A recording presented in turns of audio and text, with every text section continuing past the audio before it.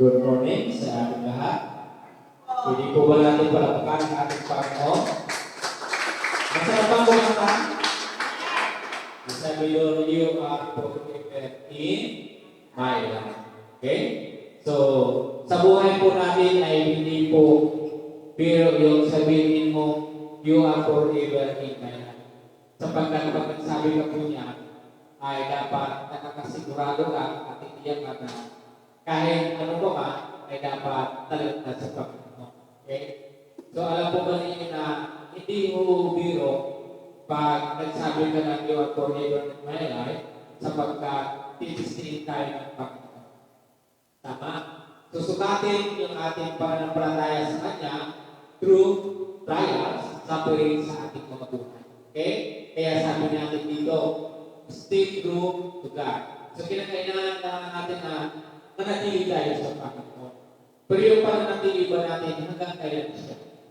Bayan ba siya na itakdang araw o panahon na ikaw ay masasabi mo pa bang you are forever in my life pag nasa under trials tayo? Ito po.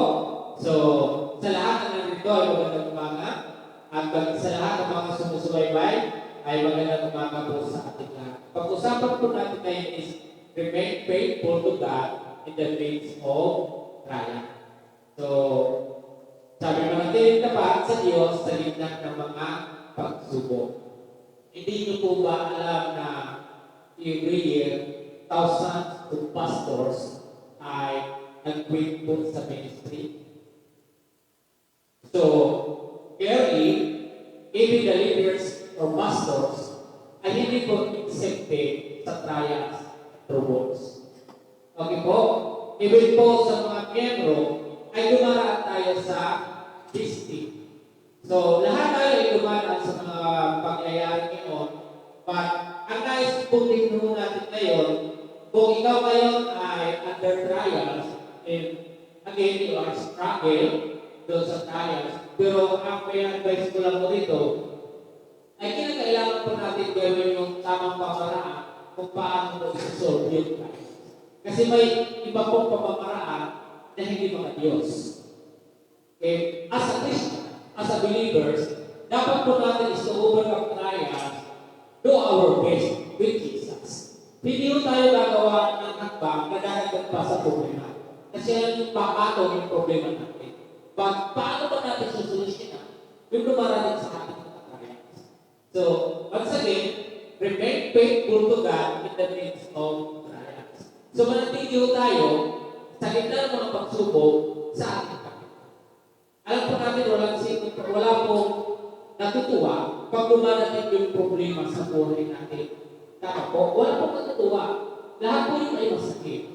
Pero, tingnan po natin kung ano yung mga hakbang na gagawin natin.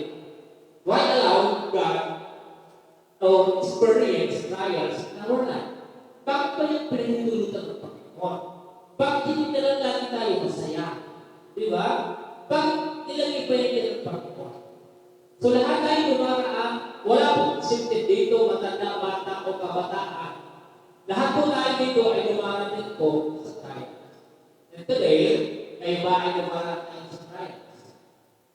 And you know, there's no warning. Wala po notice na today, bibigyan kita na malaking pagsubok. Tama? Wala pong nakakaalam kung kailan po darating yung problema. Wala pong warning. Hindi katulad dito sa pag-asa, kung mayroong typhoon, mayroong bagyo, magsasabi sila, may darating na bagyo sa oras na ganito. Pero yung trials dumarating sa ating mga kapatid, like an earthquake. Darating at darating siyang basta-basta na lamang sa iyong buhay. So, once again, you are forever in my life. Kaya sabi po natin, remain faithful to God in the midst of trials. Minsan yung mga tao nagsasabi, Panginoon, ayaw ko nung magkaranas sa trials. Pero mali po na sabihin niyo sa Panginoon, tanggalin ko na lang ito, Panginoon, na gusto ko maka-escape na, gusto ko takasan to. Hindi mo piling takasa yung bawat dumating na pagsubok. Ang kailangan po natin gagawin dito is to ask God to face the trials. Okay? Bigyan tayo ng paraan kung paano natin lalabanan yun. Hindi para tanggalin mo. Part ng buhay ng bawat tao na dumating tayo, na dumarating talaga sa buhay natin, yung trials. Tama po, mawawala din po dyan na kapatid. Ba't hindi ibig sabihin, pag dumating ka lang yung trial, ay ayaw mong mataras mo. Kailangan mo na mag-undergo doon sa trials ninyo. Part yan ng buhay mo, ibigay sa iyo ng Panginoon yan para pagkakata mo. Walang tao po dito sa mundong ito na namumuhay na hindi dumaraan sa pagsubok.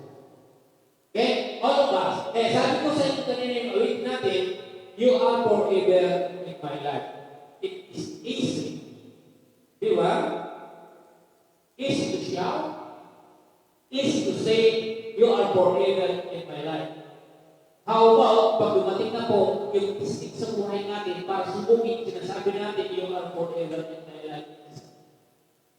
Diba?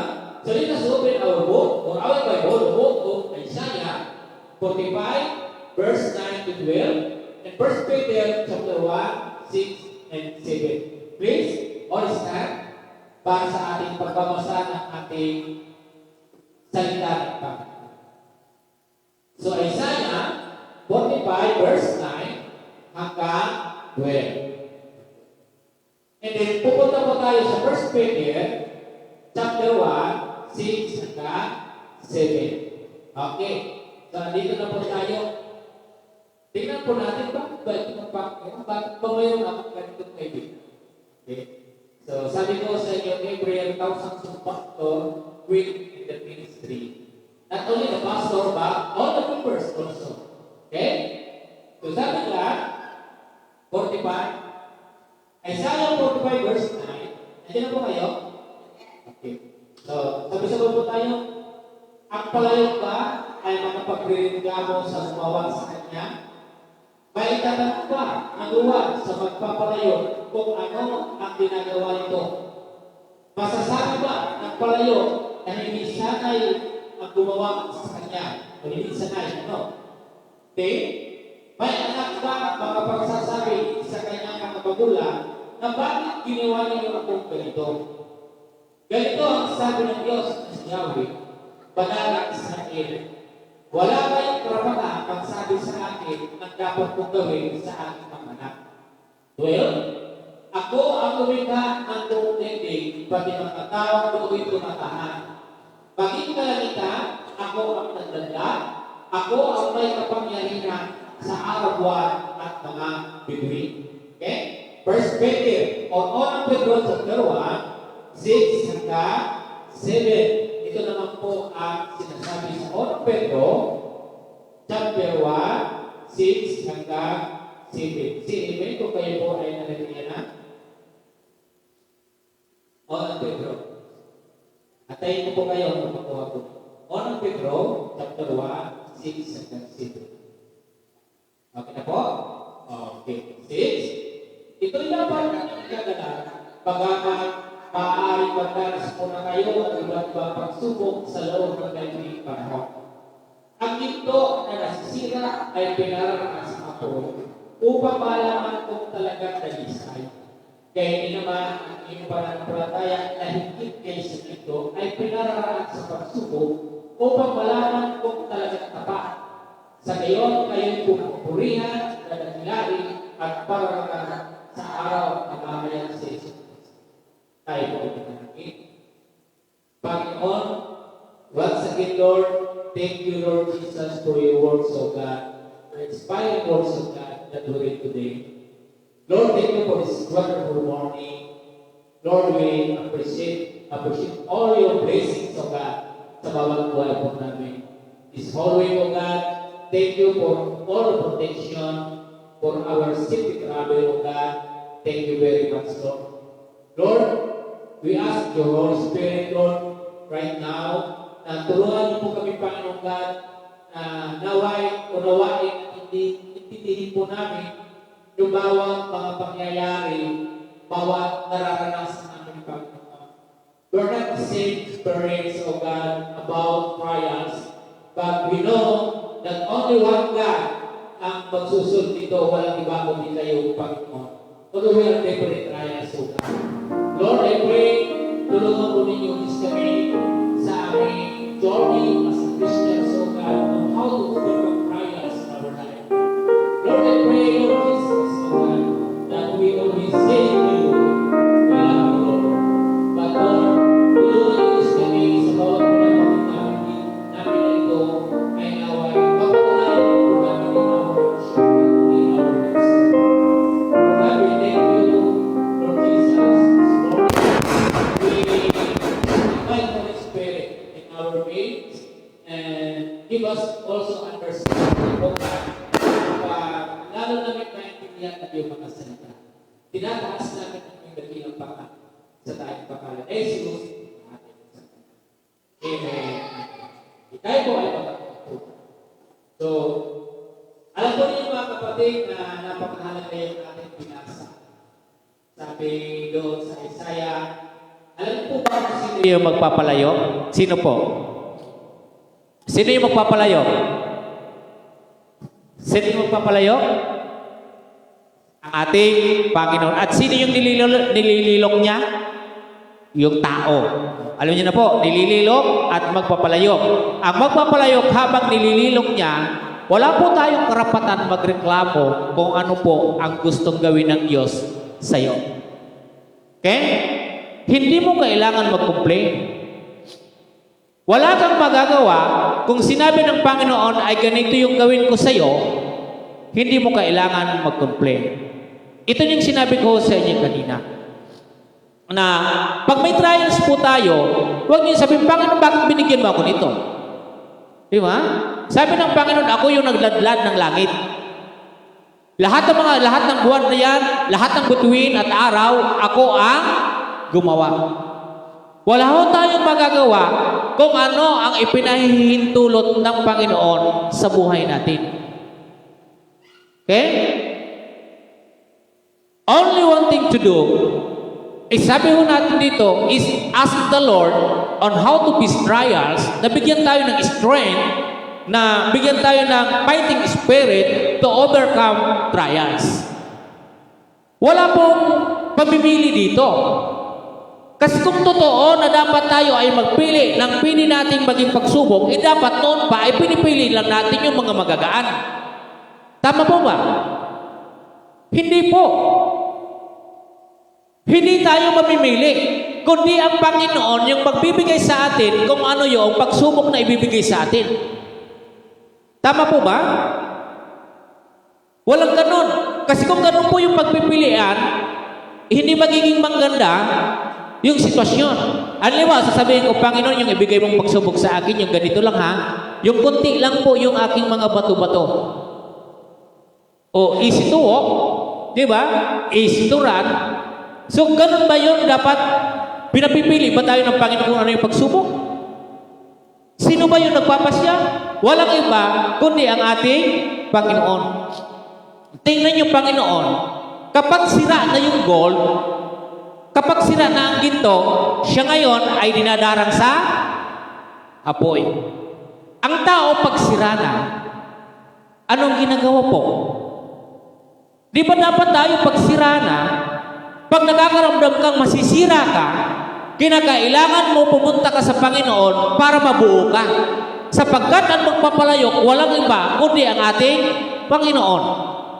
Hindi ka makakapagreklamo. At sabi doon, hindi mo kailangan sabihin yung magulang mo, bakit mo ako ginawa ng ganito? Sapagkat wala naman din nalalaman yung magulang natin doon. Sapagkat ang Panginoon, yung gagawa ng, siya yung po yung gumawa, kung lalabas o hindi ka sa sanlibutan ito.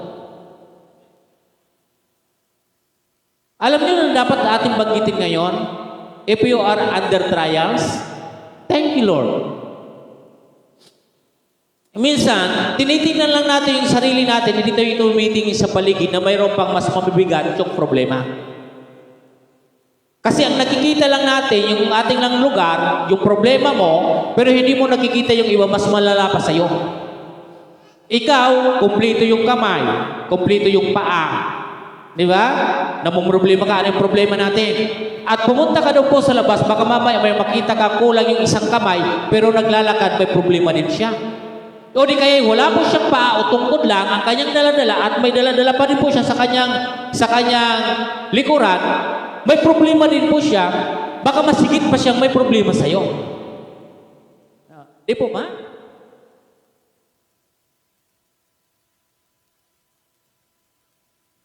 Dumating yung trials, once na dumating yung pagsubok po natin, yung pagsubok po na yan, ang pumili po niyan, sino?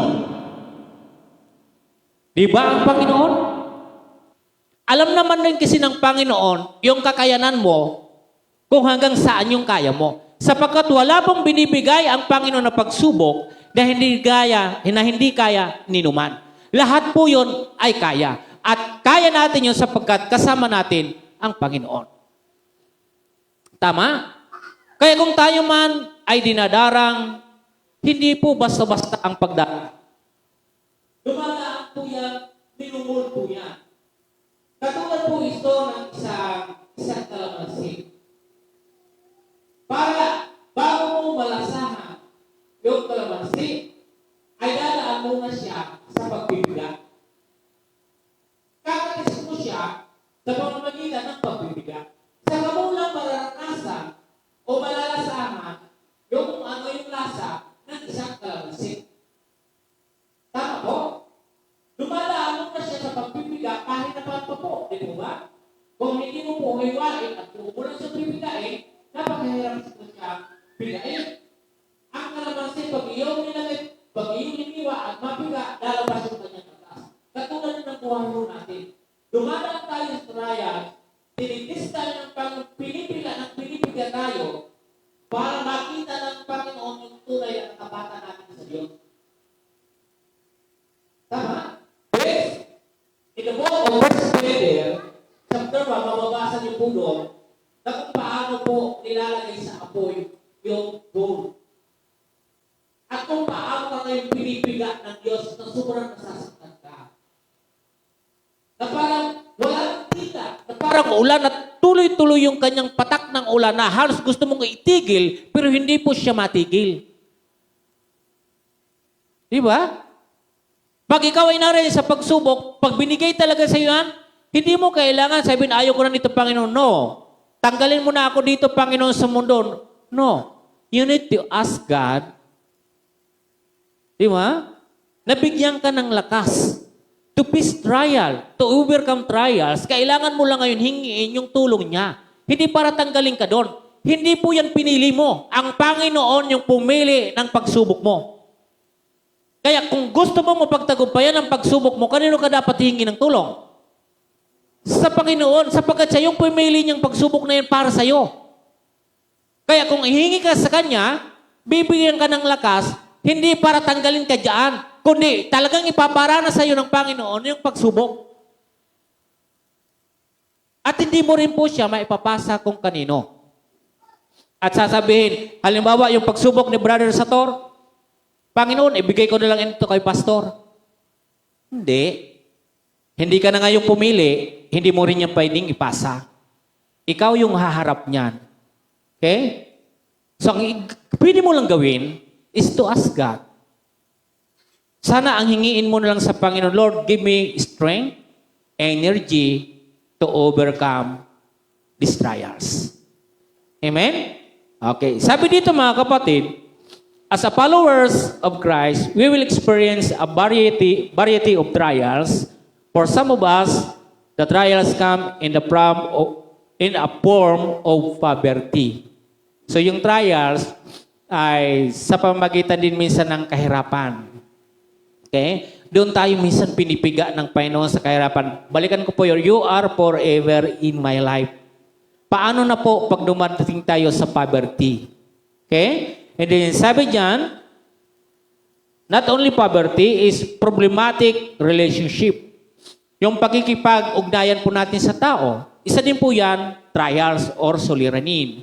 And then, abuse. addiction, or etc. For others, our trials look like sickness, disability, or even the death of a loved one. One thing is certain, suffering will happen. Kaya minsan, yung pagsubok, mawalan ka pa ng minamahal. Mawalan ka ng kasama sa iyong buhay. Lahat po yan ay isang matitinding pagsubok po sa atin. May iba't ibang klaseng pagsubok sa ating lahat. But again, mayroon po tayong biblical examples about suffering. Okay? Hindi naman po kasi sasabihin natin ito na kahirapan, naranasan ko ng ganito. So marami po tayong ancestors, marami po tayong mga ninuno ng panahon na naranasan na nila. Hindi lang tayo yung nakakaranas nito. Okay? So very unfair po yun kung hindi po naranasan ng iba nating kapatid nun. Okay? So sabi dito sa kay Paul, na si Paul, na dumaan po siya sa, he had been in prison, plagued, exposed to it again and again, last by the Jews 5 times. So, hinahampas po siya. And then, how many times? 5 times. Oh, so, marami pong naranasan yung pagkahampas, and then beaten with rods 3 times. Pelted with stones, shipwrecked 3 times.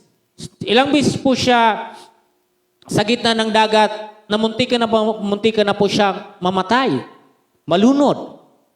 Ilang beses na rin po siya binato. Okay? So ilang beses po siya hinahagupit at hinahampas. Pero ano ang masasabi po natin? Masasabi po natin kay Paul, you are forever in my life. Even in trials, okay? Even in our sufferings, mapapansin po natin si Paul, hindi po niya give up ang kanyang pagiging Christians. As a followers, as a believers of Christ, do not give up. Okay? Your life as a Christian. Kasi andun na po talaga yung trials. Ulitin ko, hindi ka po yung pipili ng trials. At hindi mo pwedeng ipasa ang trials mo. Ikaw mismo. Ikaw mismo yung haharap ng trials mo.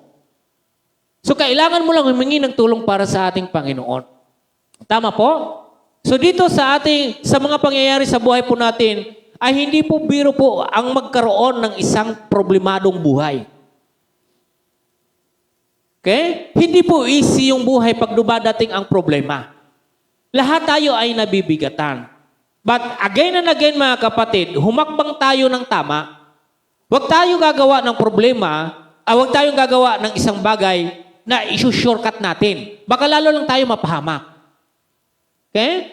So intindihin natin yung binigay sa atin ng Panginoon. Huwag kang magreklamo. Tama? Ang hilig kasi natin magreklamo pag dumadating na po yung trial sa atin. Kaya sabi dito, wala kayong karapatan magreklamo. Pag dumating man yung problema sa atin, huwag kayong magreklamo. Kundi sana'y pwede lang magpili. Pipiliin ko mga kapatid, yung easy trials. Noon, kahit 1 kilong bigas lang. Kung gusto kong pumili ng trials at hingiin ko talaga sa Panginoon, yung easy lang ako. Di ba? Yung palagay na palagay ako, kaya lang hindi hungaho eh. Kayo din. Wala kayong karapatan magpili ng yung magiging problema ninyo. Sapagkat, sa anumang oras, darating ang problema na walang warning. Di ba? There's no notice na sasabihin sa'yo tomorrow at 9 o'clock, 8 a.m. or today, after your service, ay darating yung problema mo. Wala po eh. Di ba? No warning. No signals. Basta't darating yan na masusurpresa ka na lang, andyan ka na sa problema. Tama? Kaya lahat tayo ngayon, hindi ko alam sa inyo kung sino yung dumadaan po sa bawat problema. Pero mga kapatid, mayroon pong, why God allow trials in our life? Bakit binibigyan pa tayo ng Panginoon ng ganitong problema? Di ba? Kaya nga, umalis na ako sa pagiging kaya nga lumipat ako dito para mawalan ako ng problema. Yes, you are right. Di ba? Huwag niyong isipin dahil pumunta tayo dito sa simbahan sa pagiging Kristiyano ay mawalan tayo ng problema. Ang pinakamaganda lang kasi dito, mayroon tayong tatakbuhan at mayroong sasaklulo sa atin. Tama po ba? Hindi sa dating panahon na hindi mo alam kung ano yung gagawin mo. Di ba? Minsan nasasaktan ka sa kapwa mo kung lalapit ka. Oh, wala kang alam kung ano yung pwede mong gawin. Yung dapat mong takbuhan, hindi mo naman maasahan. Kaya ito yung mga bagay na panahon na ito na dapat mo pa rin ikasaya kung bakit ka lumipat sa pagiging Christian. Hindi nyo alam, as a Christian, you are from. Tayo ngayon ay nasa prentera na talagang tayo gagawa yung diablo ng paraan na para tayo ay sirain. Di ba? Ang pagiging Kristiyano ay marami tayong dadanasin. Pag sinabi mo, Lord, susunod pa ako sa inyo. Are you sure? Ha? Desisyon mo ba talaga na sumunod sa akin? Pag nagsabi ka po sa Panginoon na ganon, susubukin ka talaga ng Diyos, kaya hindi po isiho yun. Okay? So ito yung mga anim na bagay. Sabi diyan, why does God allow us to experience different types of trials or storm in our lives? Bakit inaalaw po yan ng Panginoon? Di ba? So sabi diyan sa atin, bakit hinayaan ng Diyos ang makaranas ng iba't ibang uri ng pagsubok o unos sa ating buhay? Number 1. Una, sabi diyan mga kapatid sa ating pag-aralan, why does God allow us to experience different types of trials or storm in our lives? Number 1. Ito yung gustong makita sa ating ng Panginoon. Trials are allowed by God so that we can learn to suffer and sacrifice like Jesus. Tama po? Dumarating man tayo ngayon sa trials, dumarating man tayo ngayon sa matitinding mga problema, hinahayaan niya ng Panginoon para maranasan mo siya. Alam mo kung anong klase, anong yung hirap, at matuto ka na magsakripisyo katulad ng ating Panginoon. Tama po. Yun yung gusto ng Panginoong iparanas sa atin. Yan yung una. Sabi diyan sa atin na kinakailangan pinahintulutan ng Panginoon ang pagsubok para matuto tayong magsakripisyo tulad ni Kristo. Amen ho? May sinabi dito si Pedro Di ba? Nung panahon na si Pedro ay dumaan sa matitinding pagsubok, especially sa kanyang Christian life. Di ba? Hindi niya alam Hindi siya natuto kung paano niya gagawin yung mga bagay na ito sa panahon nang siya ay nasa trials. Na binibigyan, inaalaw ng God pala yung trials sa atin para matuto tayo magsakripisyo. Tama? Anong sinabi po ni Pedro? Sabi ni Pedro, sa talata na ito, sa 1 Peter chapter 4 verse 12 to 13, ito ang kanyang sinasabi. Sabi diyan, dear friends, do not be surprised at the fiery ordeal that has come on you to test you, as to something strange were happening to you. But rejoice in as much as you participate in the sufferings of Christ, so that you may be overjoyed when His glory is revealed. Ayan po yung sinasabi ni, masalamuot po talaga ang nangangapoy na pagsubok. So sa bawat isa sa atin, ang itinuturo sa atin ng Panginoon, yung pagsubok na yan ay matuto tayo magsakripisyo. Di ba? So magkaroon tayo ng pagsasakripisyo. Yun po yung isang suffering po natin yan. Okay? Bakit inaalaw yan ng Panginoon?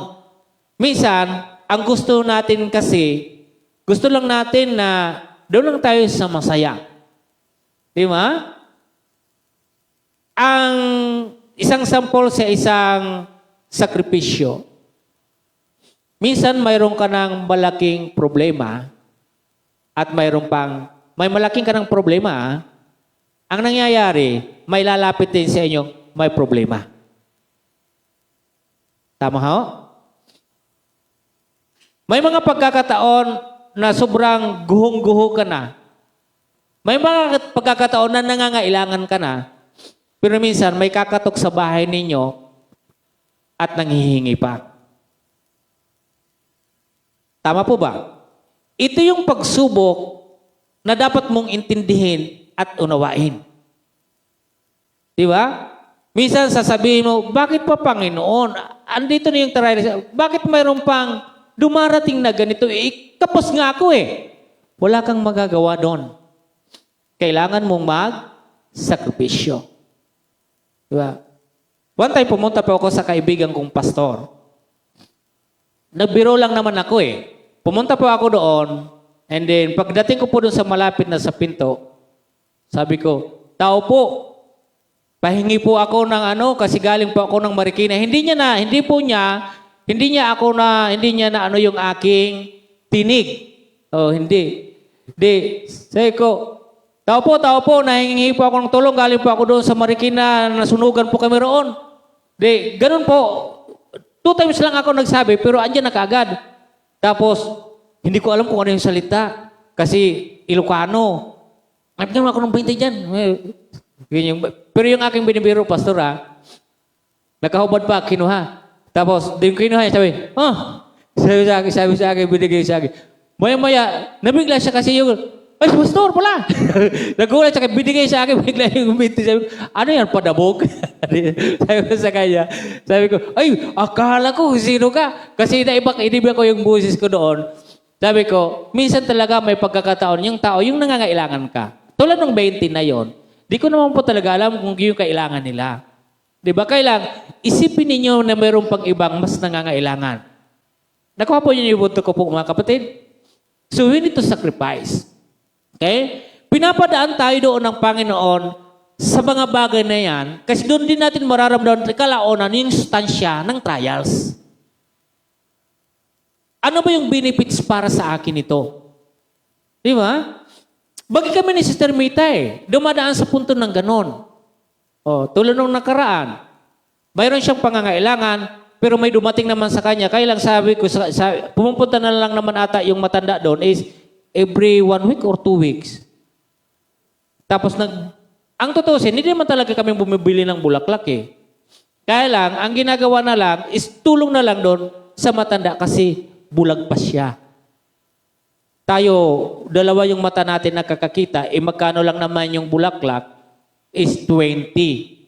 Kaya lang, sa pagkakataon na nangangailangan ka, napakahalaga ng 20. Tama po? Bakit ko po yan nasabi mga kapatid na napakahalaga? One time, nung kami po ay nasa Bicol, yung aking pinsan nagtatrabaho sa custom. Okay? Sometimes, yung nangungunahan talaga yung kalooban natin. So that, ikaw ngayon ay nakakapag-commit ng mistake. Kailangan po natin ma-realize, bakit ba ako nakakaranas ngayon ng suffering? Di po ba? Ito ba'y kadahilanan ng aking mistake? O ito pinahintulot ng Panginoon talagang mayroong binigay sa akin ng ganito? Minsan may mistake talaga tayo. Alam niyo po, sa every vacation, nagbabakasyon tayo, pumupunta tayo sa mga pool. Even doon sa mga karagatan, mayroon pong nakalagay doon. Ano yung mga nakalagay na rules and regulation and warning? Ano nakalagay? Pag sa swimming pool, kung pag mababa, no diving. O, di ba? O, di kaya'y, hindi pwede yung bata. Di ba? At hindi pwedeng tumalon, baka ikaw ay mabalian. Pero pag may lumabag po doon, sila po ay magsasuffer ng kanilang mistakes. Wala po yung pagkakaiba pag hindi po natin sinunod yung rules, yung batas ng Biblia. One time mga kapatid, may nakalagay, no jumping, no diving. Subukan mong dumive sa mababa, ilang feet lang, 3 feet or 2 feet patapos mag-dive ka. Ano ang mangyari sa'yo? You suffered your own mistakes. Kasi hindi mo sinunod yung nakalagay puro, katulad po ng Biblia. The same po dito sa words of God. Pag hindi mo po sinunod yun, you commit mistakes. And then now, you suffer. Di po ba? Minsan tayo din, minsan eh. Kung bakit ikaw ngayon ay nagsasuffer, dahil may kasalanan ka din. O may mistake din ako. Because sometimes you followed wrong voice, wrong counsel, wrong advice. You followed wrong path. Sinusunod natin minsan yung iba na kahit alam na natin mali yung dinadaanan po, ikaw pa rin ay sumusunod. And sometimes, you followed wrong person. Alam mo na siya ay hindi na talaga maganda yung ginagawa pero sumusunod ka pa rin. Sabi ko po kanina sa Sunday School, kung ikaw ay susunod sa mabuti, ikaw ay mapapabuti. Kung ikaw ay susunod sa sinungaling, makikinig sa sinungaling, ikaw ay magiging sinungaling. Mapapahamak. Di ba?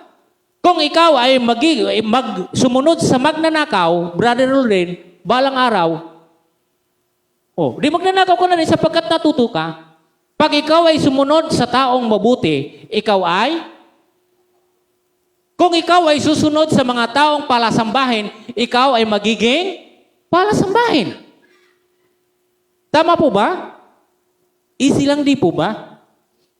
Alam niyo kung bakit nangyayari ito sa atin? Di ba? Why we suffered? Sometimes, we follow wrong voice, wrong path, wrong person. Minsan kahit alam na natin, ginagawa pa rin natin. You suffered because your own mistakes. Amen, no? May mga pagkakataon talaga na ganon. Di ba? Kaya itong salita ng Panginoon, wala po itong pagkakaiba doon. Sinasabi po doon sa mga nakabalandra na no diving, no jumping, di ba? So ito lang ay para for adult only. So pag ganun po lumabag ka doon, magkakaroon ka ng problema. The same po sa salita ng Panginoon. Okay? So, okay? Sabi dyan, sa ating trials are permitted by God because sometimes we suffer because of our own mistakes. Anong verse po mga kapatid dito, mga kapatid? Sabi dyan, sa Hosea 6:4. My people are destroyed from lack of knowledge. Di ba? Then, because you have rejected knowledge, I also reject you as my priest. Because you have ignored the law of your God, I also will ignore your children. Tama po? Tingnan niyo mga kapatid yung sinabi ko sa inyo kanina. Di ba? I did my will instead God's will. Di ba? Pag ganun mga kapatid, nire-reject ko po yung knowledge na binibigay ng Diyos sa akin. Kaya hindi ko sinusunod ang kanyang kalooban. But, if I follow the will of God, then, wini-welcome ko yung kaalaman na nanggagaling sa Panginoon. Do not reject the wisdom. Do not reject the knowledge from God. Okay? Kaya doon tayo nagkakaroon because of lack of knowledge. You destroyed. Di ba? Sinisira natin. My people are destroyed from lack of knowledge. Then because you have rejected knowledge, I also reject you as my priest. Because you have ignored the law of your God, I also will ignore your children. Do not ignore. Pag ikaw ay sinabihan ngayon ng warning, huwag mong i-ignore. Huwag mong babaliwalain yung sinasabi ng Panginoon. Amen po ba? Kaya tayo ngayon, minsan, mayroon nangyayari sa atin ngayon mabibigat dahil mayroon din tayo minsan sariling pagkakamali. Mayroon din tayong mga sariling mga pagkakasala natin. Tingnan niyo po yung sinabi ni Hosea. Ang dami tao ngayong napapahamak dahil sa kakulangan ng kaalaman. Tama po ba? Ang dami ngayon nagtitiis dahil dyan sa kakulangan ng kaalaman. Lack of knowledge. Binigay na po. Di ba? Binigay na po yung rules, binigay na po yung batas, pero lack of na, hindi niya alam kung ano yung ibig sabihin. Ang daming nakababasa, ang daming marunong magbasa, pero hindi inuunawa ang kanyang binabasa. Di ba? Dapat, we need to read with comprehensions. Intindihin ho natin kung ano yung ating nababasa. Intindihin po natin kung ano yung sinasabi ng Panginoon sa atin. Okay? Pangatlo, mga kapatid. Pangatlo, trials are allowed by God to teach us to be more thankful not only for the material things we receive. Di ba? Kaya ang mga pagsubok ay pinahintulot ng Diyos na magturo sa atin na higit na magpasalamat hindi lamang sa mga material na bagay na ating mga natatanggap. Minsan iba kasi po, minsan tayo na mismo yung naglalagay sa mga alanganin, di po ba? Pag trials, iba kasi yung tingin natin. Pag pera, iba yung tingin natin. Material things, iba yung tingin natin. Iba yung aura ng tao pag dumadating po siya, pag nakakatanggap po siya ng isang biyaya. So wala tayong question doon, masaya ka nun.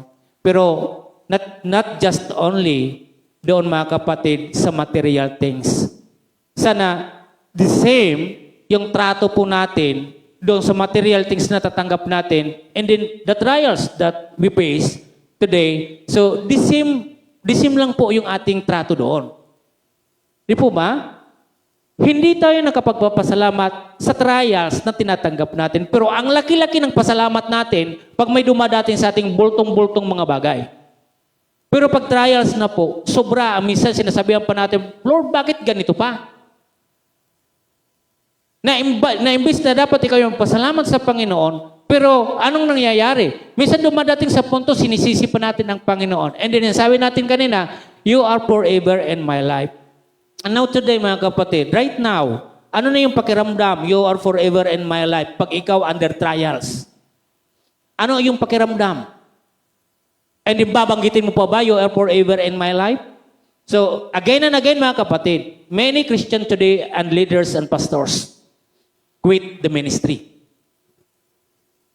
Thousands of pastors every year. At hindi ko po masisi mga kapatid kung ano po yung pakiramdam po nun. Kasi may mga kilala akong pastor, wala na po sa pagpapastor.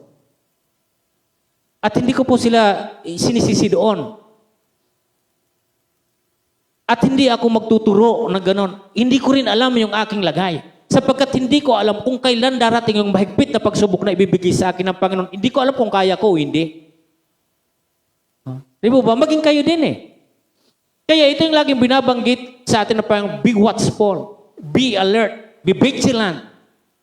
Kasi anumang oras ay pwedeng may dumating sa ating pagsubok. Kaya natin? Di ba sabi natin kanina, napakarami pong uri ng mga trials. Minsan yung loved ones natin kinukuha yon. Isang malaking pagsubok yun mga kapatid. Lahat yun. O di ba? Kaya sabi natin kanina, wala tayong magagawa kung ang Panginoon yung kanyang gusto niyang gawin eh. Binasa natin kanina, walang makapagdidikta, walang makapagtuturo. Bakit Panginoon, hindi mo na lang binigyan ako ng magandang matangos na ilong?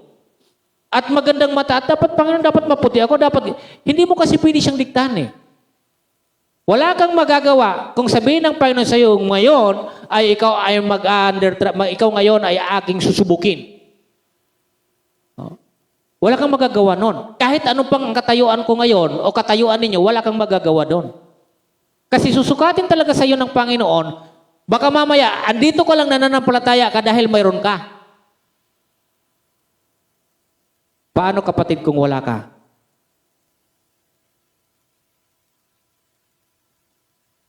Makakanta mo ba yung You are forever in my life, you see me through the season.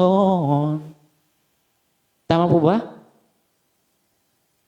Mayroong panahon ang bawat isa sa atin. So, we need to prepare. Okay? Kailangan lagi natin na naghahanda sa mga bagay na ganyan. Kasi hindi dahil sa katayuan ko ngayon ay ganoong kalaki yung pananampalataya ko sa Panginoon. Masusukat lamang yun doon kung ikaw ay natinto sa gagawin niya. Tingnan niyo po si Job. Akala niya okay na yung buhay niya eh. Pero hindi niya inasahan, dumating bigla yung problema sa kanya. Di ba? Bigla dumating sa kanyang buhay. Na sa isang iglap, lahat ng kanilang mayroon ay nawala po siya. At doon nakita ng Panginoon na hindi niya kailanman doon nakita ng Panginoon kay Job na hindi niya iniwan ang Diyos. Tama ho? Huwag tayo doon lamang sa mga material na bagay. Tama ho? Sabi dito sa atin sa pangato, trials are allowed by God to teach us to more thankful not only for the material things we receive. Nagpapasalamat po ba kayo pag may dumadating pagsubok? Hindi. Ang hirap, di ba? Ang sakit, di ba? Inululog mo ka, patapos sasabihin mo sa akin ngayon, Pastor, magpasalamat ako. Wala kang ibang paraan, kundi pasalamatan mo ang Panginoon sa iyong pagsubok. Huwag mong ipagkait yung pagsubok na dumarating sa inyo, yung magpasalamat ka sa Diyos. Hindi dahil sa may tinatanggap ka lang sa Panginoon. Di ba? Hindi lang doon, kapatid. Kasi ang tao, namimili lang tayo ng ating pasalamatan. Kung saan kasi tayo masaya, doon tayo magpapasalamat. Pero yung trials, ayaw na natin. Di po ba? Matuto tayong magpasalamat sa binibigay sa iyo ng Panginoon na biyaya. Matuto ka rin magpasalamat sa biyaya ng problema ng Panginoon na binibigay sa iyo. Amen ho? Tingnan niyo po mga kapatid. Sa unang Thessalonica chapter 5, 16 to 18. Ang sabi niya po rito, always be joyful, always keep on praying. The best weapon of the trials, wala pong iba, is prayer. Hindi po pipili po dito maging weapon mo yung mayroon ka ngayon. No, mauubos yan. Kailangan mo is prayer. Ask Him, Lord, why? Lord, help me. Strengthen me, Lord, to overcome these kinds of trials. Tama po ba? Prayer, mga kapatid, is the best weapon of every Christian to face trials. Yun yung kanyang binibigay lagi dito. How many times na binanggit ng tinuruan ng Panginoon yung mga disipulo na manalangin ng manalangin na huwag matukso. Di ba? Ang iba nga, antukin eh. Ang ginagawa, sabi ng Panginoon, sinama niya doon. Nanalangin ng Panginoon, sa pagbabalik niya, sino pa yon? Natulog, si Pedro, si Santiago, at Juan. Hanggang ba yun natutulog pa kayo? Sabi ng Panginoon. Di ba? So ituloy ko ito mga kapatid. Then, no matter what happens, always be thankful for this is God's will for you who belong to Christ Jesus. And every circumstances, what happened? Di ba? Ano man yung mga pangyayari sa buhay natin, always be thankful. Di ba? Lagi kang magpasalamat. Tama ho? Lagi kang magpasalamat kung ano man yung nangyayari sa iyo. Kung ikaw man ngayon ay nawalan, o ano man yung kinakaharap mo ngayong pagsubok na ito, ikaw ay mapagpasalamat. Ugaliin ho natin, hindi lang doon sa ating mga bagay na ating nakikita o aking natatanggap na ako ay masaya lang. Nakapag-Jollibee ka, nakapag-restauran ka, Lord, thank you, Lord, ha, thank you. Pero pag dumating yung trials, ano ang nangyayari? Di ba? Pero kung kasiyahan, ang ganda-ganda natin magpasalamat eh. Di ba? Nakarating ako sa ganito. Ang laki-laki ng pasalamat ko sa Panginoon. Pero paano na pag trials? Kaya sabi dito na no matter what happened, always be thankful. Okay? For this is God's will for you who belongs to Christ Jesus. Kaya lagi magpasalamat. Amen?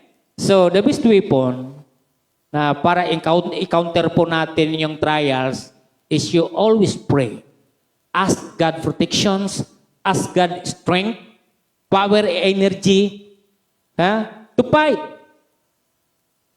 Fighting spirit para lumakas at malabanan po natin yon. Amen ho? Okay, pang-apat. Pang-apat na po kapatid. Pang-apat. The trials that God allows us cause you to rely more on the Lord. Ang mga pagsubok na pinahintulutan ng Diyos sa atin ay nagiging dahilan upang mas umasa ka sa Panginoon. Tama ho? Tingnan nyo. Itong trials na ito mga kapatid, Tingnan niyo ito The trials that God allows us cause you to rely more on the Lord. Tayong lahat ngayon, may pwede tayong dependihan May mga pwede tayong sandigan. Yan yung isa na gustong ayusin ng Panginoon sa atin. Gugustuhin ng Panginoon na walain yung lahat ng bagay na yan para siya na lang talaga ang iyong lapitan. Nakukuha niyo po yung punto ko sa inyo? Na huwag nang humantong doon. Amen ho? Kasi kung yung isang bagay na yan, ang nagiging dahilan para hindi ka makadepende sa Panginoon, tatanggalin yun ng Diyos para lang makuha yung atensyon mo ng Diyos. Kung dito sa isang bagay, yan yung nakakahadlang sa iyo, kaya hindi ka makadepende sa Panginoon, kukunin niya ng Panginoon para makuha yung atensyon mo, para mapunta ka sa Kanya. O ano pang mga bagay ay kukunin ng Panginoon. Kasi maraming mga tao ngayon nag-relay sa mga sariling lakas. Di ba? Sariling mga tinatangkilik. Ito yung gustong ayusin ng Panginoon sa atin every time na dumarating po tayo sa ating trials. Ito mga kapatid, example. Alam kong how many times na ibigay ko na po ito dito sa inyo. Yung the woman, 12 years bleeding. Di po ba? Ilan yung nilapitan niya? Ito yung inahanap dito ng Panginoon sa kanya na tatanggalin niya talaga yung lahat para lang maagaw niya yung attention, para mapunta doon sa kanya yung attention ng tao. Kasi minsan, nawawala na ho na tayo. Hindi na tayo nagre-relay sa Panginoon, kundi sometimes we rely our own strength.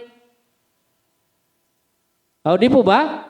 Masabi po dito, may babasahin hindi ko dito tinalagay, dito po sa Kawikaan, chapter 3, verse 5, ito ang sinasabi. Kayawi ka magtiwala buong puso at lubusan, at huwag kang mananangan sa sarili mong karunungan. Tama po? Nung panahon po na mayroong 12 years bleeding, mga kapatid, ang dami na po niyang pinuntahan. Pero lahat ng pinuntahan niya po yun ay walang bisa po yun ng Panginoon. Ang alam kasi ng babae, yun yung tutulong sa kanya para i-stop yung kanyang 12 years bleeding.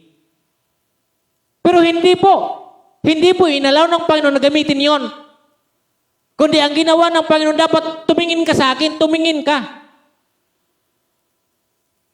Then another, punta naman uli siya doon sa iba, sa doktor na gagamot. Hindi inalaw ng Panginoon na siya ipagalingin sapagkat ayaw ng Diyos, ang gusto ng Panginoon, tumingin ka sa akin. Yun yung kinukuha ng Panginoon, yung attention natin. Ang daming atensyon na nawawala na po sa atin, nawawala na sa Panginoon dahil sa mga bagay na ating pinagtutuunan ng pansin. Kaya ginagamit ang Panginoon yung trials na ito Kasi minsan, yung bawat attention po natin, wala na sa Kanya. Ang akala natin, yung lahat na mayroon tayo, yun yung tutulong sa atin.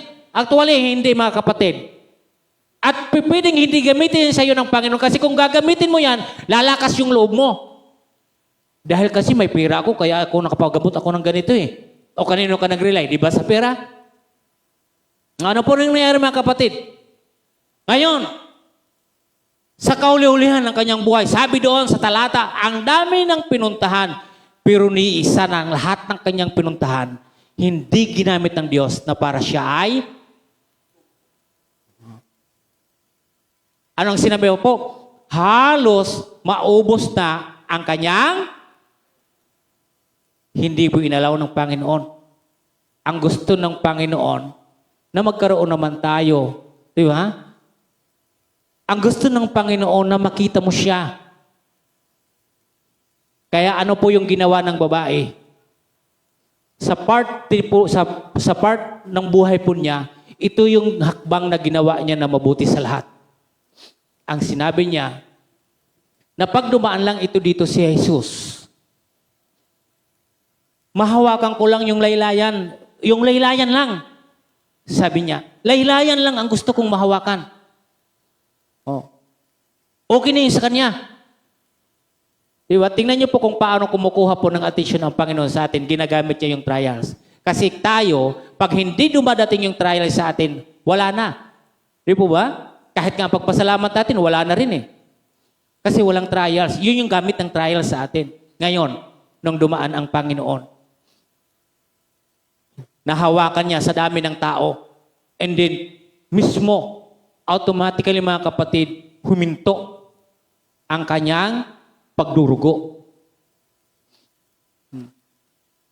Alam niyo ang maganda dito mga kapatid? Sa dami po mga kapatid, pero naramdaman ng Panginoon.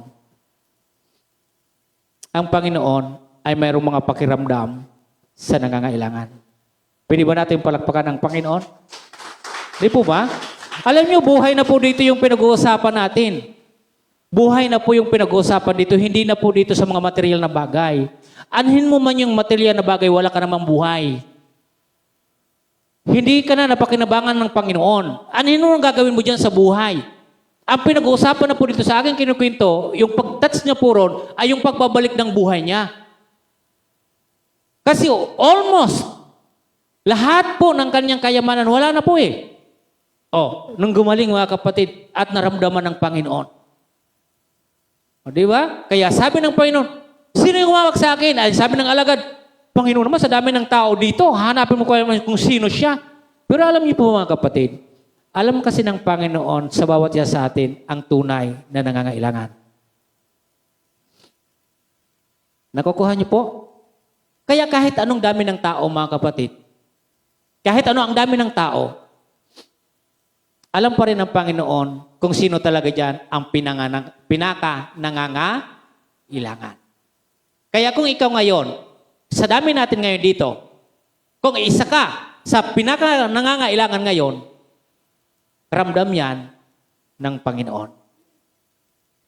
Tama po? Kaya, praise God, sapagkat mayroong tayong trials na ating nararanasan. Tama ho? So, niloob ng Panginoon na mangyari yun, mga kapatid. Pangyarihin yun para mahayag ang kalooban ng ating Panginoon. Di ba? So, ginawa niya yun, kaya ganun yung nangyari sa buhay niya. Isa lang pala yung magpapagaling. Ang dami kasi ngayon umaagaw sa attention natin at hindi na natin na ilalapit sa Panginoon kung ano yung mga major na ating problema. Kaya hinahanap ka ngayon, inaagaw talaga kinukuha talaga ng Panginoon yung attention natin. Hanggat lahat ng mga bagay, hindi ka tumitingin pa rin sa akin, iisa-isahin niya ng Panginoon para tumingin ka sa akin. Kaya lahat ng ginawa ng bahay, walang resulta ang lahat ng kanyang pinuntahan sapagkat ang totoong magbibigay talaga sa kanya ng tamang resulta ay ang ating Panginoon. Tama ho? Yan mga kapatid. Kaya sabi dito sa ating nabanggit sa pang-apat na yan, the trials that God allows us cause you to rely more on the Lord. Ang mga pagsubok na pinahintulutan ng Diyos sa atin ay nagiging dahilan upang mas umasa sa Panginoon. John 15 verse 5. Yes, I am the vine, you are the branches. Those who remain in me and I in them will produce much fruit. For apart from me, you can do nothing. Amen po? Apart from me or apart from God, you can do nothing. You are the branches. Tayo yun. The vine, walang iba kundi ang ating Panginoon. You are the branches. Alam ng puno kung sino po yung hindi na dinadaluyan ng dagta. Tama po. Alam po yun ng Panginoon. Kaya tayo ngayon narito mga kapatid, apart from God, we can do nothing. Okay? So, kaya tayo ay magdepende tayo sa ating Panginoon pag tayo dumadanas sa ating trials. Panglima, the trials that God allows us, the trials that God allows may be protecting you from a bigger problem coming that you don't see. May mga bagay mga kapatid na pinahintulutan ng Panginoon yung problema ba na mangyari na yan ngayon. Kasi mayroon tayong hindi natin nakikita eh. Advance na po ang Panginoon na may pipiding mangyari sa iyo doon sa dulo na yan. Kaya inaalaw ng Panginoon ngayon na mamroblema ka na ngayon para hindi mo na abutan yun ng hindi mo nakikita. Naunawaan po mga kapatid? Inaalaw talaga ng Panginoon na magkaroon tayo ng suffering, struggle. Para hindi po mangyari yung nakikita na yon. Kasi alam ng Panginoon kung ano yung makabubuti sa ating lahat. Tama po? Sabi dito mga kapatid, ang mga pagsubok na pinahintulutan ng Diyos ay maaaring magprotekta sa iyo mula sa isang malaking problemang darating na hindi na nakikita. May mga bagay, go lang tayo ng go. Akala natin lahat ng go natin ay perfect. Pero hindi yun perfect. Kasi ang nakikita lang kasi natin yung pag-angat ng buhay natin at asenso. Hindi mo nakikita kung ano yung dulo nun. Na baka yung dulo ng ginagawa mo, ikapapahamak mo at ikalalayo mo sa Panginoon. Kaya binibigyan ka na ngayon pa lang ng Panginoon ng problema. Di po ba? Mas mayroong malaking problema kung hindi ito gagawin ng Panginoon. Ang Panginoon, ang kanyang ginagawa sa kanyang mga lingkod, mga anak, is to protect, to guard.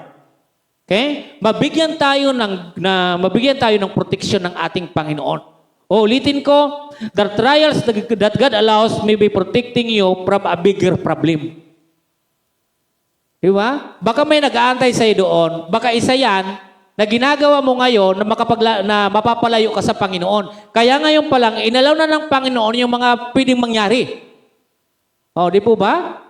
Kasi may dulo po na malaking problema na mangyayari sa'yo. Whether na hindi ka na maglingkod sa Kanya, o dahil sa ginagawa mo niyan, yun na yung sambahin mo, o dahil sa diyan ay ikaw na talaga yung magaling, kaya ginagawa yun ng Panginoon kasi marahil sa ikapapahamak mo yan. May mga bagay kasi, ang nakikita lang natin ang dito lang.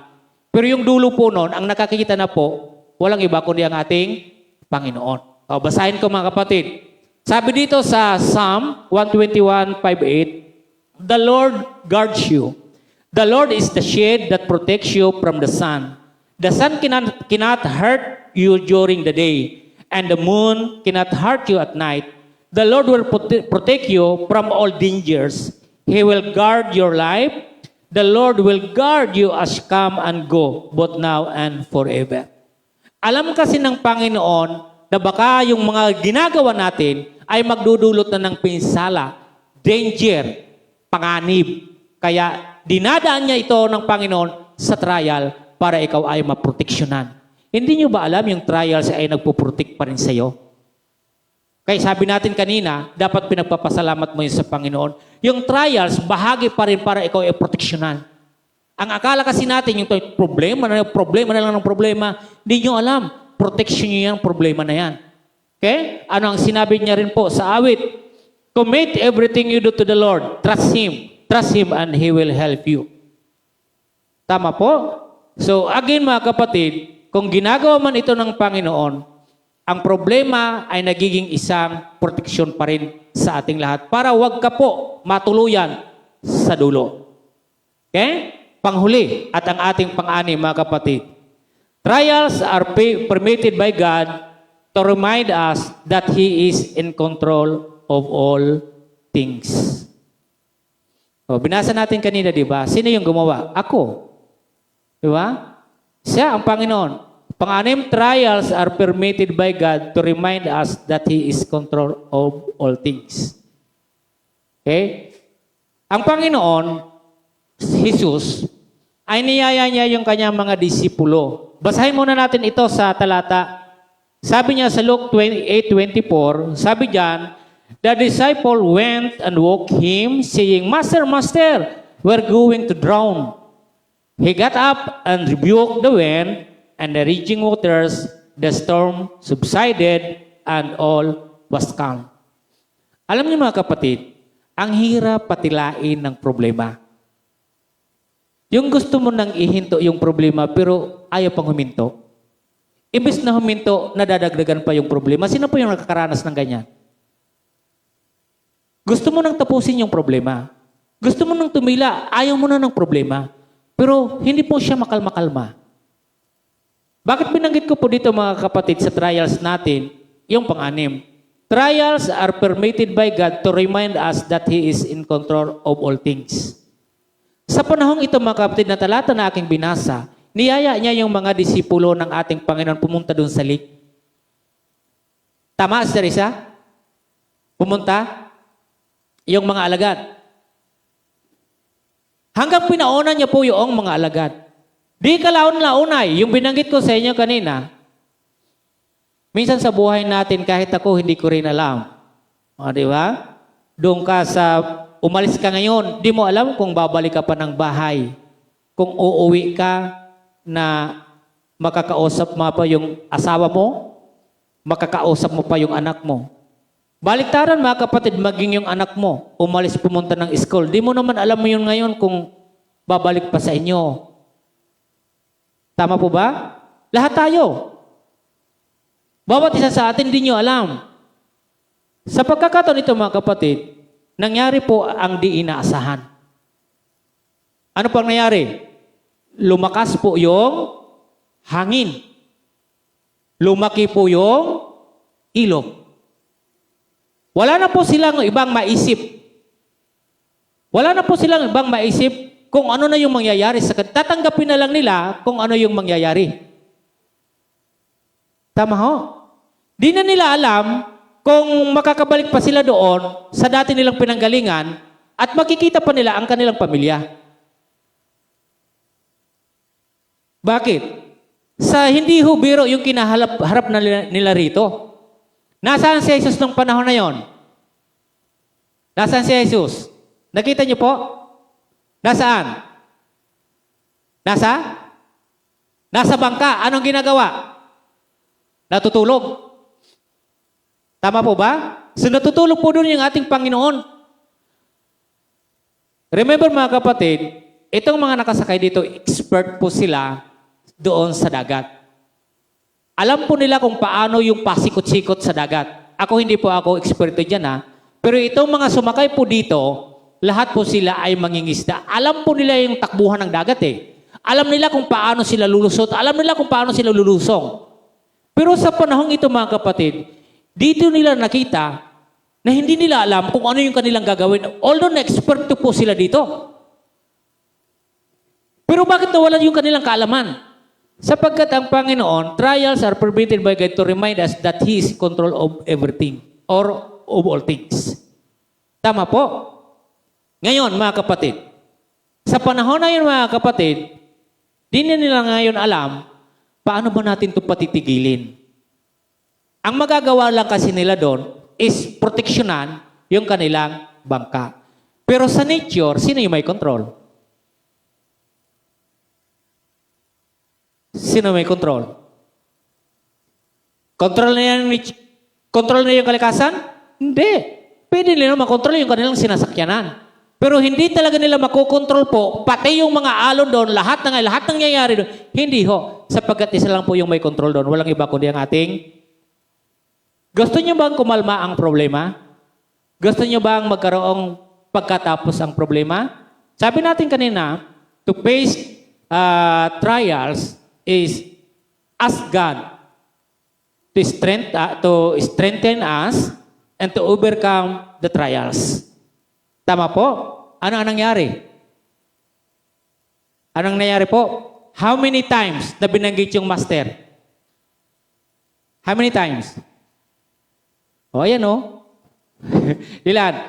The disciple went and woke him saying, Master, Master, we're going drown. He get up and rebuked the wind and the raging waters, the storm subsided and all was calm. Sa bawat problema, sabi ko sa inyo kanina, the best weapon, walang iba, is prayer. Tama po? Hindi ba prayer yung pagtawag nila sa Panginoon? Anong sinabi ng mga alagad? Panginoon, Panginoon. Hindi ba prayer?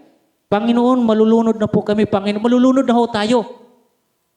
Dapat alam ng bawat mananampalataya kung sino ang kanyang tatawagan sa oras na mayroong malaking problema. Pwede ba natin palakpakan ng ating Panginoon? Ang daming problema natin, karamihan hindi natin alam. Ang alam na lang natin, malakas ako kaya ko yan. Mayroon naman akong tago, kaya ko yan. Hindi mo kontrolado ang lahat, kapatid. Naintindihan? Dapat alam mo sa oras ng panahon na pag may pagsubok, wag mo yan tangbuhan. Tinatawag ka ng pagsubok na yan sa gustong makuha ng Panginoong attention mo sa Kanya. Kaya nangyayari yung pagsubok na yan. Kaya nung sila po'y lumapit, huminto yung hangin, huminto yung ragasan ng tubig, yung malaki, huminto yung lahat at naging kalmado. Gusto niyong kumalma ang problema? Pray. Tawagin mo ang Panginoon, kakalma ang problema mo. Amen po ba? Isang simpleng bagay, di po ba mga kapatid? Hindi mo naman kailangan pumunta kung saan-saan eh. Yung si Jesus. Tawagin mo siya, Panginoon, malulunod na tayo. No. Ngayon, pinanalangin, stop. Pinahinto niya yung lahat at nangilala sila. Sino to? Yan yung Diyos na di natin alam. Na mayroon pala siyang malaking magagawa para sa iyo. Kaya ang kanta natin kanina, ano yung kinanta natin kanina? There's not impossible. Di ba? Anong kanta na yun? Nothing is impossible.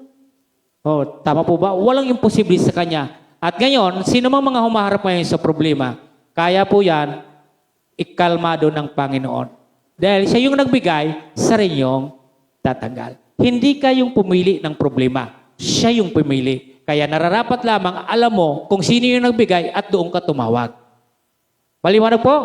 At sa ating pagtatapos mga kapatid, sabi dito, ang ating katapatan sa Diyos ay hindi lamang dahil sa natatanggap natin mula sa Kanya, kaya tayo ay nananatili. Minsan may mga tao na tulad nito. Nagiging tapat ka lang sa Panginoon sapagkat mayroon kang natatanggap. Di ba? Ano sabi dito, kailangan kahit sa anumang sitwasyon ng ating buhay ay manatiling tapat tayo sa Diyos. Huwag tayong tumulad sa ibang tao na sumusukat ng katapatan habang tumatanggap ng isang bagay. Ngunit kapag wala siyang natatanggap, iniiwan niya na ito.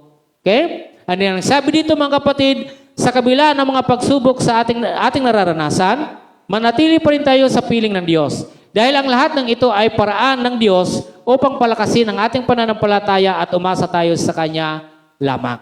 Amen? Lahat tayo mga kapatid. Huwag tayo maging katulad ng mga politiko. Habang may binibigay sa iyo at pag malapit na yung eleksyon, iiwanan mo na. Tama, Brother Rodel? Hindi dapat ganun yung turing natin sa Panginoon. Diba? Kung minsan hindi naaalaw ng Panginoon na bigyan ka, tanggapin mo pa rin yun. Diba? Minsan, nagtatampo tayo, hindi na ako dyan magsimba, hindi ako dyan binibigyan eh. Diba? So, hindi ganun nasusukat. Kundi mga kapatid, yung katapatan natin sa Panginoon, ano man yung mga nangyayari sa buhay natin, dapat tapat pa rin tayo sa Panginoon. Okay? Panghuli, 1 Corinthians chapter 10 verse 13. No temptation has overtaken you except what is common to mankind. And God is faithful, He will not let you be tempted beyond that you can bear. But when you are tempted, He will also provide a way out so that you can endure it. So 1 Corinthians 10:13, walang binibigay sa atin ang Panginoon na di natin makakaya. Bibigyan niya tayo ng daan na upang ating malampasan ang bawat mga pagsubok. Amen? So ang lahat ay pagpalain ng Panginoon at sino man ngayon nakakaranas sa mga sumusubaybay o dito man, manatili lang kayo sa Panginoon. Amen? So tayo po'y manalangin. O Diyos na makapangyarihan sa lahat, kami po Diyos muli ay naririto Panginoon. Lord, pinagpapasalamat po namin hindi yung material na blessing na binibigay niyo sa amin. Ituring namin, Panginoon, na blessing yung problema. Kaya kailangan namin magpasalamat sa inyo. Turuan niyo kami, Panginoon, sa mga trials na nararanasan namin. Kami man ngayon ay mayroong mga kabigatan na tila gusto namin, Panginoon God, na kumalma na ito. Sobrang bigat na ng aming nararanasan. Ang kailangan na lang namin dito, Panginoon God, hindi kung anong mayroon kami dyan sa aming tabi. Hindi, Panginoon God, dahil mayroon kaming kakilala.